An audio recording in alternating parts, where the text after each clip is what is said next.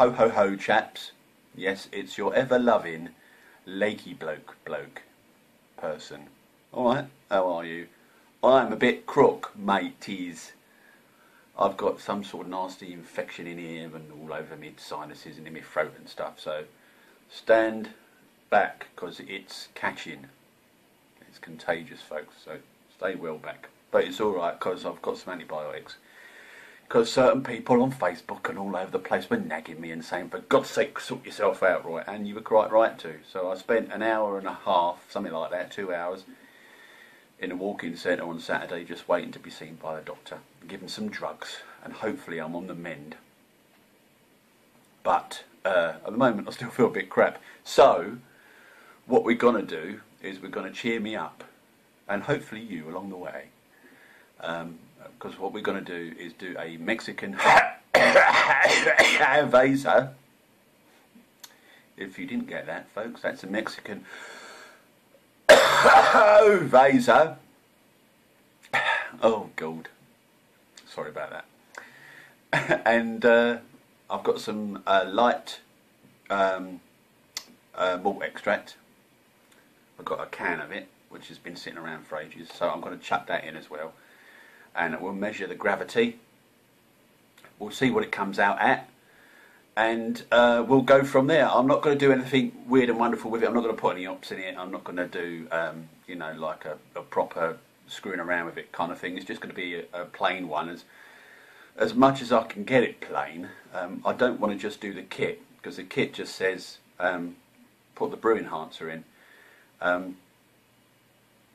I don't really want to do that because I've done that on the last few brews, so I'm going to do something a little bit different and use a tin of liquid malt extracts that I've got lying around, and maybe some more body brew, which is the maltodextrin, and some sugar depending on the gravity. So we'll see how we get on, folks.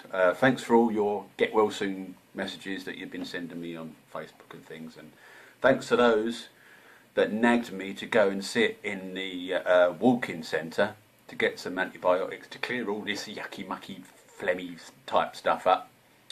I gave in, folks. I wasn't going to give in, you know, because I'm a stubborn old sod. But as I didn't sleep for about a week, and I had about, you know, like an hour's kip over like 5 days or something, I was getting to the point where I was getting a bit desperate, and I was quite sore, because having an infection in your lungs and your throat and your sinuses is not much fun, folks, is it? Especially over the Christmas period. You just want to be ho ho ho and jolly, don't you? But hopefully I'm on the mend. So, chaps, appreciate your good wishes, and I hope to be well enough to be as jolly as I usually am in the next video. Speaking of which, if I look over here at the calendar, it's at the moment it's about, well, it's just over a week till Christmas, folks. Are you excited? Yeah. Obviously, Wednesday, Homebrew Wednesday, is Christmas Day, so there's not going to be a Homebrew Wednesday video next week, folks. Okay. But what we're going to do is start the 12 ciders of Christmas over the Christmas break between Christmas and the New Year, and I hope that you'll join me for that. Shout out to Uncle Jonah and everybody else who's decided to do the 12 beers of Christmas reviews, so I should be watching those. I'm going to be doing the ciders, and so the only thing we haven't covered off really is the spirits. The 12 spirits of Christmas. That would be scary, wouldn't it? Like 12 ghosts standing behind you or something, drinking gin. That would be 24 spirits then, wouldn't it? If they all had a drink. If you had 12 ghosts standing behind you, and they all had like vodka or rum or any other type of distilled beverage, there would be 24 spirits, wouldn't there? Yeah, see, this is the way my brain works. Anyway, let's get on with this lager, folks. I'll be speaking to you along the way, but I apologise in advance for any coughing and spluttering and all over the place. If you can't really make me out, it's not my fault. you know, wish I could cut my throat open, rip all this muck out, chuck it away, and then sew myself back up again. That would be ideal for me, but can't be done. Can't be done. I have to put up with it. So you have to put up with it with me, okay? I'll speak to you soon. So here we are again then, guys. Here's our brewing instructions. Now, if we open that up, it'll tell us that this brew can be made between 21 to 27 degrees. I'm going to keep it at around 21 degrees, and I'm going to put it in my temperature controlled beer fridge. This is the Coopers Mexican Cerveza. There's the yeast, the bog standard brewing yeast, not a lager yeast, sadly, on this one. I know the European lager actually comes with a proper lager yeast, so you can take the temperatures down to 13 on that one, but this one is your bog standard brewing yeast brew. So there we go. Hey guys, Blakey Bloke here, as you would expect. There's the bucket with the sanitising liquid in there, all the way up to the top. That's going to be sitting there for at least 15 minutes. It's got everything in there that will come in contact with the beer. You know, siphon and turkey baster and everything else is in there. We'll leave that for about 15 minutes. If I take you over here, folks, there is, try and get the glint off, brew at home light malt extract. I'm going to be chucking that in with the Coopers, and we'll see how we get on. Okay guys, so we find ourselves in a situation now where we've got this bucket full of water with sanitising powder in, and if you want to know what sanitising powder I use, bear with me a second, I'll just show you this. BWP. So 2 teaspoons of VWP per gallon. Obviously there's 5 gallons in a bucket, so can you guess how much we used? Yes, 10 of those. Down here, if I turn this tap on, not only will the sanitising liquid run through the tap, but it'll clean it as it does it, and also it gets rid of the water into the bowl, and then all that will go down, and we've got instantly sanitised stuff that we can just get on with and do our brew. Right, so guys, it's a good idea, once you've taken out, say, a gallon of the sterilising liquid, to pour it into a bowl, put it in the sink, and put your cans upside down in there. What I mean by upside down is the top that you're going to open it needs to be in sanitising liquid, okay? Just to make sure that you don't get any nasties in the brew. And here's the other method by which you get the sanitising liquid out of your fermenting vessel back into this so you can chuck it away. We use a siphon. Yeah, easy, isn't it? Hey guys, right, so what we've got here on the stove is we've got this, inside this one here, and inside this pan, we've got about 3 litres of water boiling up. And in this one over here, around about a litre or so. In the back one, we're going to be putting our cans to make sure that, you know, we melt the contents of the cans enough so that we can pour it into the bucket without any problems. And inside this one, we're going to be using that to put the contents of the can into, and then mix it all up in the bucket. So hey guys, what we've got in here now then is the 3 litres of the hot water and the 2 cans.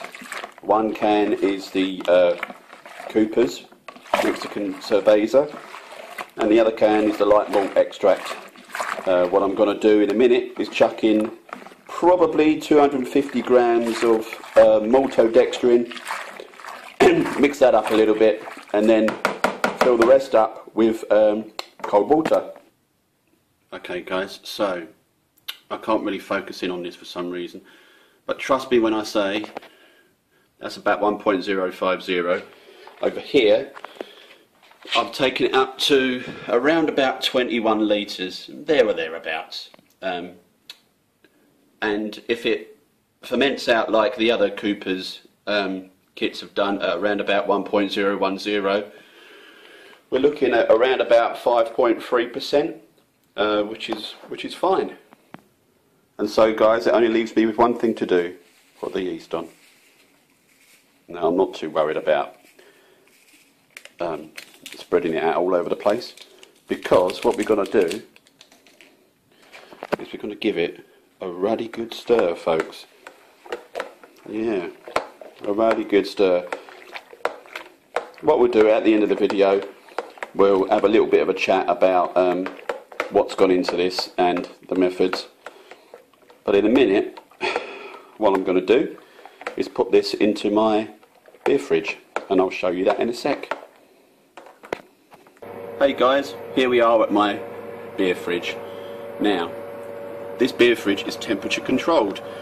We've got a heating bar down here that runs out the fridge, plugged into this little unit up here that controls the temperature, and also plugged into this unit is the fridge. As you can hear, the fridge is on because I've got this set to 21 degrees and it's just over, so it's trying to cool it down, and also the door's open.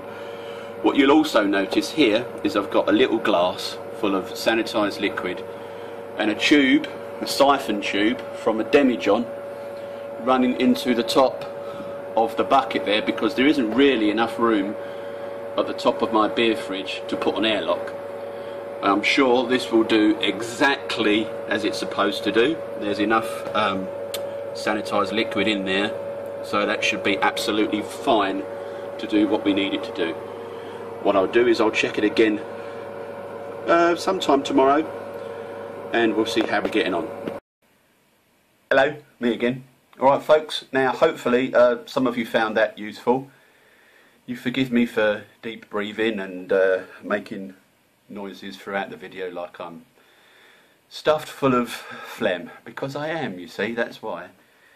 So what have we done then? Well, we've got a fermenting vessel. We've sterilised it with VWP.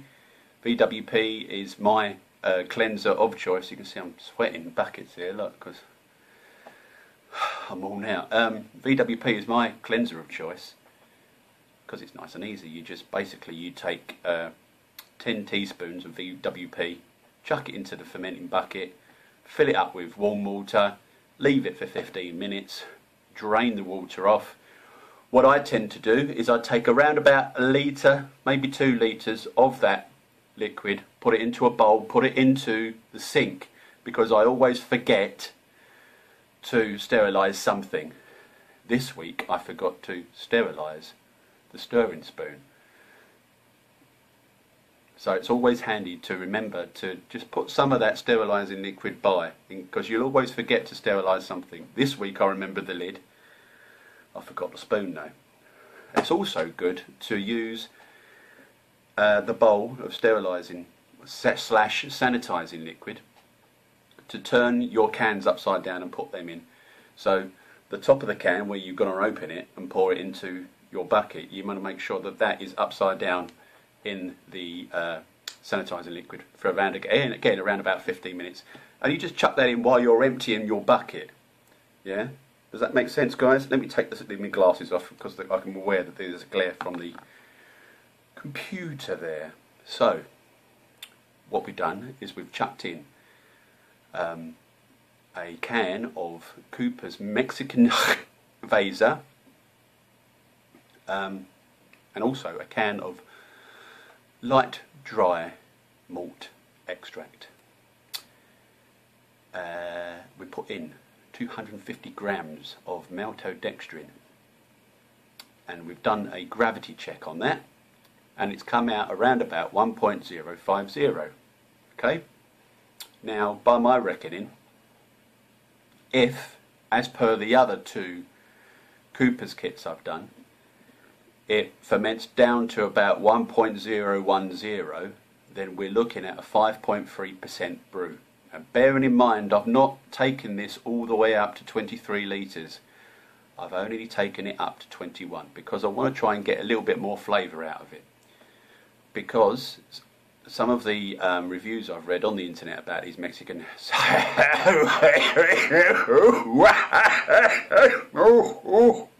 vases says that they're a little bit thin. Oh, that's not. Ho ho ho. Forgive me, folks. At least you didn't get any sort of phlegm flying towards the camera there. That would have been nasty, wouldn't it? So, we've taken it to 1.050. We put some maltodextrin in there because we like a little bit of a body on it. And we'll just leave it in the temperature-controlled beer fridge for 7 days or so. Maybe a bit longer, depending on how I feel. And what we've done this time around is, because I haven't really got enough headroom at the top for an airlock, I've just stuck a siphon tube from a demijohn siphon, pulled that off, stuck that in the hole at the top of the bucket, run it into a little glass full of sterilising liquid in, instant airlock, job done. Not much else to it really, folks, is there? Hopefully it will turn out all right. I forgive, obviously, the coughing and the spluttering and the being ill this week. So do please forgive me. I hope to be back to normal on Boxing Day. But in the meantime, folks, ho ho ho. Hope you have a great week. And as I won't see you Christmas Day, or speak to you on Christmas Day, happy Christmas and a very happy New Year to you all. Hopefully we'll be able to do more weird and wonderful, bizarre things in the new year with some turbo ciders and some more Lakey Bloke lager experiments. I might even do some dry hopping. Who knows? Who knows, folks? Watch this space. So I'll see you in the next video, which will be the Boxing Day review. Hopefully I'll be better by then, and I won't cough and splatter all over you. So I'll see you next time. Cheers, guys.